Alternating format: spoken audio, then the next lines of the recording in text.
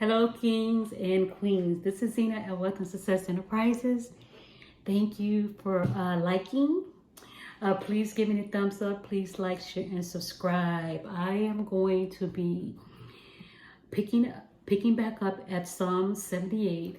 The first one that I did was the what do you call it?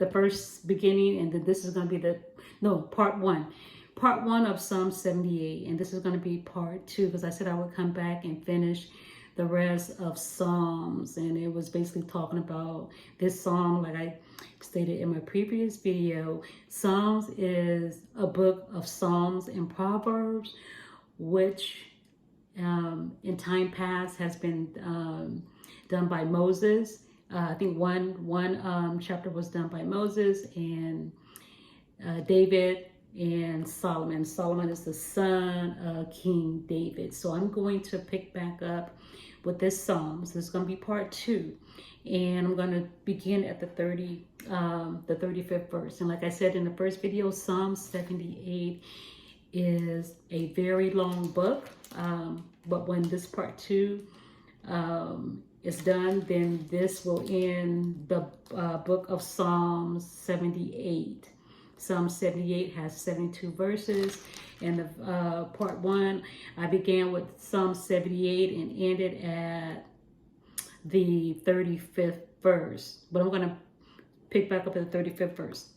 Here we go. And they remembered that God was their rock, and the high God their Redeemer. Nevertheless, they did flatter him with their mouth, and they lied unto him with their tongues. Like on the previous video, the Israelites, God's chosen people, were being stiff-necked, being disobedient. They did not want to worship and honor God anymore. I'm beginning at the 37th verse. For their heart was not right with him, neither were they steadfast in his covenant. And the covenant that God has is a set of rules, regulations, your daily bread, things that the principles and guidelines that you should follow when you have a covenant with the Lord Jesus Christ. And a covenant is like an agreement. This is an agreement that we're going to have. But he, being full of compassion, forgave their iniquity and destroyed them not. God is always full of compassion. He is a merciful God, and he did not destroy them. He destroyed them not. Yea, many a time turned he his anger away, and did not stir up all his wrath. And wrath is God's anger and fury. God always gives us second chances. He always turns his head and gives us second chances. For he remembered that they were but flesh and wind that passeth away and coming not again. And what this means right here is that we are nothing but flesh and wind, and we pass away and we coming out again. When you pass away, you can't come back in this normal body. You cannot come back in this fleshly body. There's a spiritual and heavenly body that you're going to have, but this body, when it's gone away, it will not return back. How oft did they provoke him in the wilderness and grieve him in the desert? What this verse is talking about is when God sent Moses to deliver the people out of the hands of Pharaoh. When they got in the wilderness, they provoked God. Can he feed us? Can he put a spread before us? This is I discussed this in the part one, how they provoked him. Can he feed us? Can he give us water? Yes, he made water come out of the rock. Part one, I discussed all that. Okay. Yea, they turned back and tempted God and limited the Holy One of Israel. Okay, they put limits on God. They could not believe that he can do this and do that for him. So they put limits on him. They remembered not his hand, nor the day when he delivered them from the enemy. You know how sometimes we forget? We are very forgetful when people bless us and do things for us. How often do we forget? And so this is what God is saying. They remember not his hand, nor the day when he delivered them from the enemy. How he had wrought his signs in Egypt and his wonders in the field of Zon. This is when God had used Moses to deliver them, and God did so many wonders and signs against the Egyptians. How he had, when the people were ready to leave, how he had closed up the sea, but he opened up the sea and let the Israelite pass through.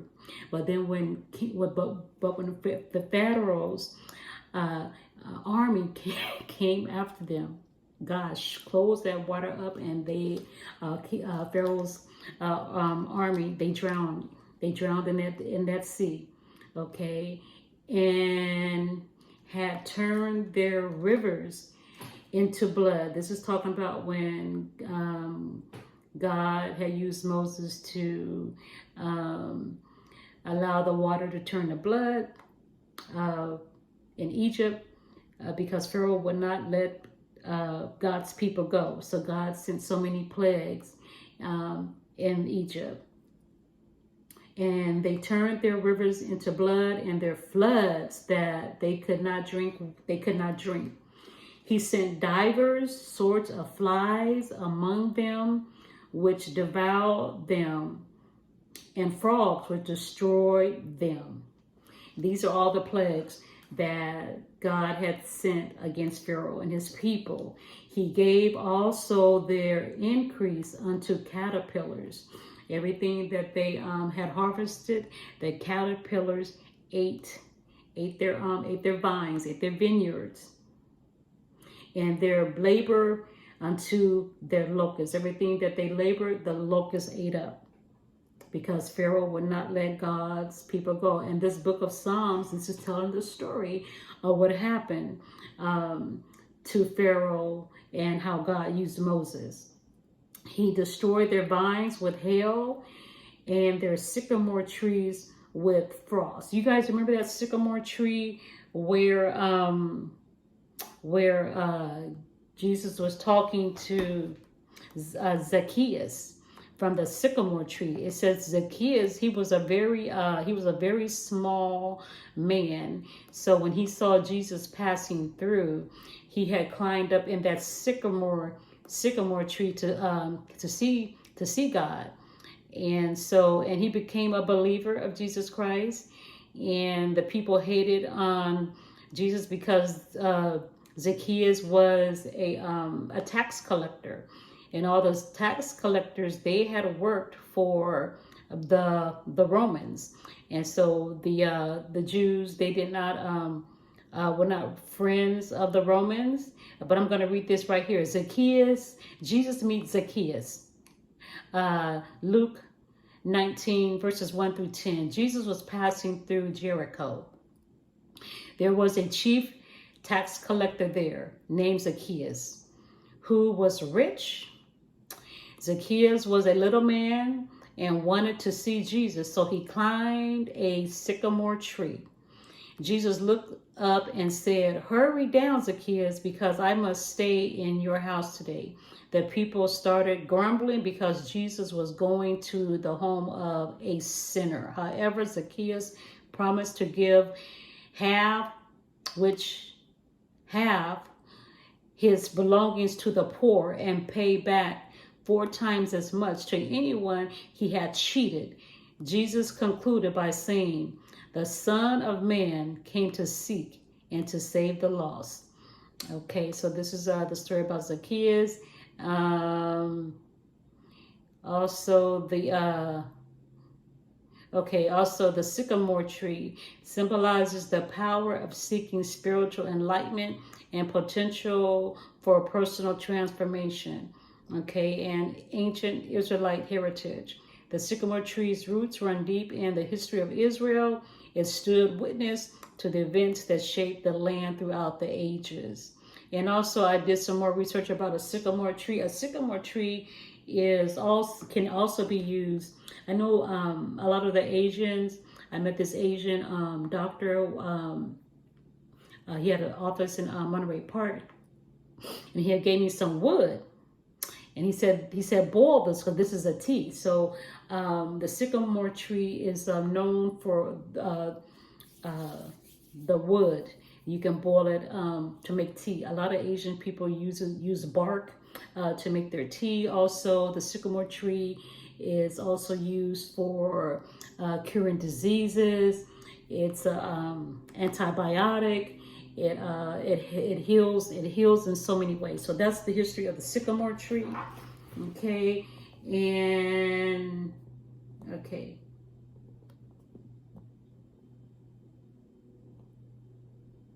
Okay, he sent diverse sorts of flies among them, which destroyed them, and frogs which destroyed them. He gave also their increase unto caterpillar, and their labor unto the locust. He destroyed their vines with hail, and their sycamore trees with frost. He gave up their cattle also to the hail, and their flocks to hot thunderbolts. He cast upon them the fierceness of his anger, wrath and indignation, and trouble by sending evil angels among them. He made a way to his anger. He spared not their soul from death, but gave their life over to the pestilence, and smote all the firstborn born in Egypt, the chief of their strength, in their tabernacles of Ham. I just want to share what this means right here.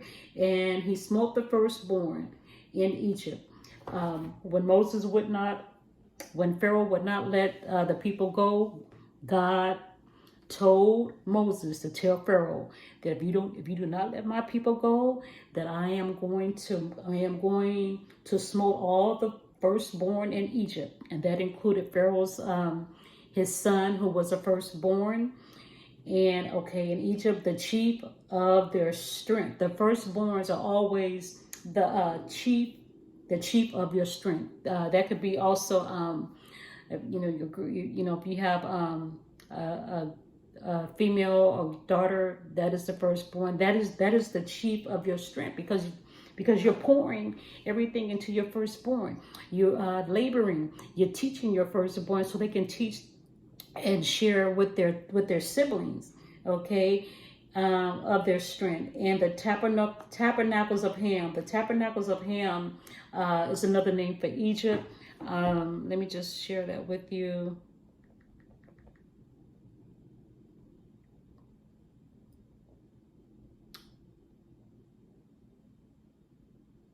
The chief of their strength, those on whom they relied, their firstborn, their pride, their glory, their hearts. That's how we think about our firstborn. Compare Genesis 49:3. In the tabernacles of Ham, the tents, the dwelling places of Ham, that is of Egypt. That's what Ham means. Ham means Egypt, the dwelling places, the tents, the tabernacles.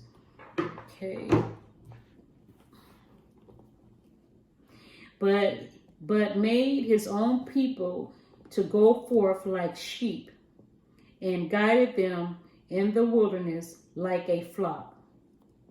And he led them on safely, so that they feared not, but the sea overwhelmed their enemies. Talking about that Red Sea, when Pharaoh's army came out with the children of Israel, they drowned. They drowned in that.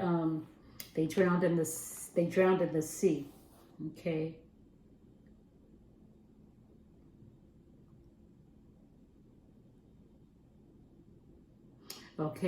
And he brought them to the border of the sanctuary, even to this mountain, which is right hand which his right hand had purchased. He cast out the heathen also before them, and divided them an inheritance by line, and made their tribes of Israel to dwell in their tents. Yet they tempted and provoked the Most High God, and kept not his testimonies, but turned back and dealt unfaithfully like their fathers. They were turned aside like a deceitful bow.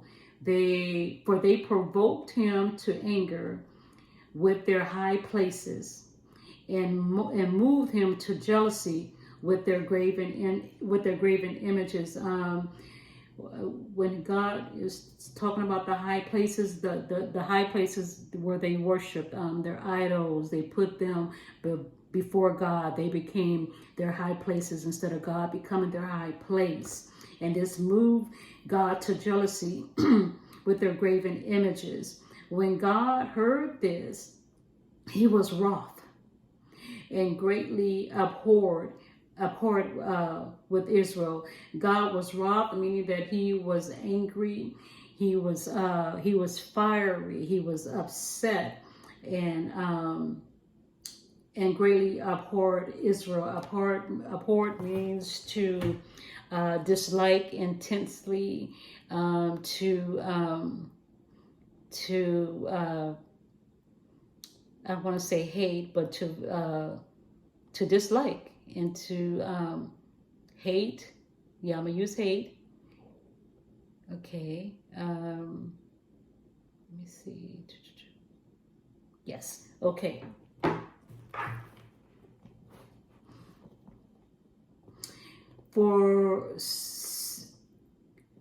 So that he forsook the tabernacle of Shiloh, and forsook means forsake means to turn away from, to let go. So that he forsook the tabernacle of Shiloh, the tent which he placed among men, and delivered his strength into captivity, and his glory into the enemy's hand. He gave his people over also unto the sword, and was wroth with his inheritance.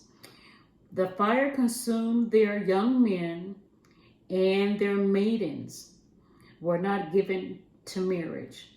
Okay, so God allowed the young men to be consumed by fire, and the young maidens, or the young ladies, were not given to marriage.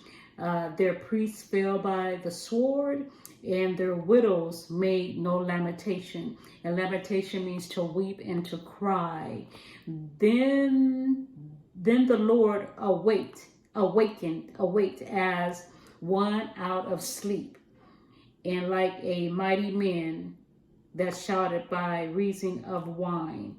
And he smote his enemies in the hinder parts. He put them to a perpetual reproach.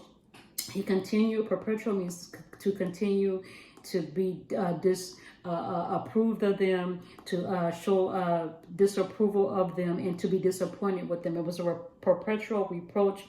He was very, very disapproved and very disappointed with the people. Moreover, he refused the tabernacle of Joseph, and chose not the tribe of Ephraim. Okay, these tribes were the 10 tribes of Israel. Okay, but he chose the tribe of Judah, the Mount Zion, which he loved. And the Mount Zion is a place that is in Israel. Mountain Zion is the place where Yahweh, the God of Israel, dwells.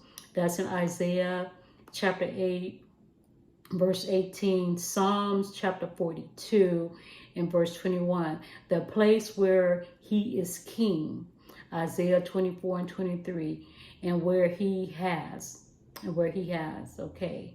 So Mount Zion is the place where God, Yahweh of Israel dwells. He dwells in Israel. Okay.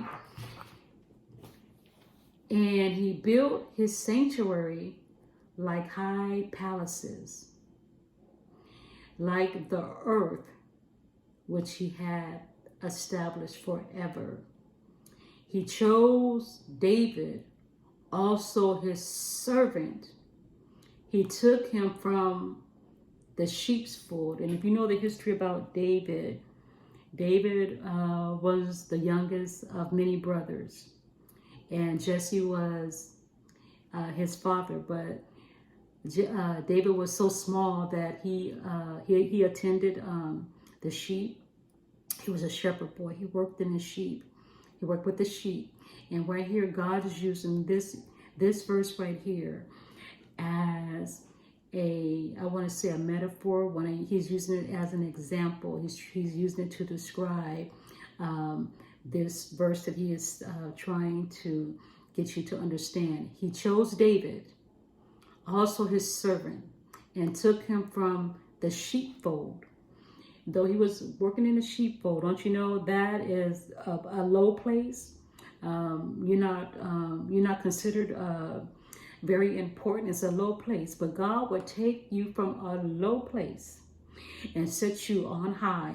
That's what he did for David. Took him from the sheepfold, from following the ewes. The ewes are the female sheep, great with young, and you know the female sheep, they carry the babies. You know, they are the ones that can have the babies with young. He brought him to feed Jacob, his people, and Israel, his inheritance. I want to explain this right here for you, that Jacob and Israel means the same thing. Jacob, how he had wrestled with that angel all night, and the angel told him, let me go. And Jacob said to him, I'm not going to let you go until you bless me. So let me just give you the history, what this is saying about Israel and Jacob. Okay. In the end, however, it is best not to make too much of Jacob Israel distinction, since some passages include both Jacob and Israel within the same. Okay, it says here, also there are several Psalms that use both names side by side. Let Jacob rejoice and Israel be glad. And he decreed statutes for Jacob and established the law in Israel. The parallelism of the poetry identifies the names Jacob and Israel as synonymous, and both names can represent the nation as well as an individual. So when God is talking about Jacob and Israel, both names can represent the nation as well as an individual. So that's what Jacob's name means. Okay, from the following of the ewes, great with young, he brought him to feed Jacob, his people, and Israel, his inheritance. That's what David was. David was a king, and he led the people because he heard from God. So he fed them according to the integrity of his heart. And if you read about King David, it says in I think it was in the book of Psalms. No, I think it was in Kings, but in the Old Testament, where it says that David was a man after God's own heart. And me, I'm a woman after God's own heart, because I need God in my life. I need God to show up in my life. I know I need God to have kindness in my life so I can be kind to you and to people that I know and I don't know. I need kindness in my life, because that's what draws people. You know, when you're sweet, when you are sweet, people are attracted to sweet things. You know, cupcakes, pound cake, peach cobbler. People love sweet things. People love people that have a sweet spirit, a sweet heart, a sweet attitude. People love that. So he fed them according to the integrity of his heart. Talking about David, because he was the king. And this is what this verse is referring to as King David. And guided them by the skillfulness of his hand. King David was skillful with his hand. If you read and study about King David, he killed a bear and a lion. He was very, very skillful. He played an instrument, because when Saul was jealous of David, David would play music to take that evil spirit away from Saul. But this right here, this is going to conclude and end Psalm 78. This was really a good chapter. Let me just read one more thing that I had wrote. This is in the book of Exodus, chapter 3, beginning with the 21st verse. And the Lord said unto Moses, when thou goest to return into Egypt, see that thou do all these wonders before Pharaoh, which I have put in thine hand. But I will harden his heart, that he shall not let the people go. And thou shalt say unto Pharaoh, thus saith the Lord Israel is my son, even my firstborn. Remember how I said Israel could refer to a person or a nation. Is my son. God has given a metaphor, a distinction, that Israel is my son, even my firstborn. Just like Pharaoh had a firstborn. The people of Israel are God's firstborn, his chosen people. And I say unto thee, let my son go, that he may serve me. And if thou refuse to let him go, behold, I will slay thy son, even thy firstborn. I just want to thank you all for viewing. I pray that this will touch your life. I pray that this will give you a better understanding of the book of Psalms.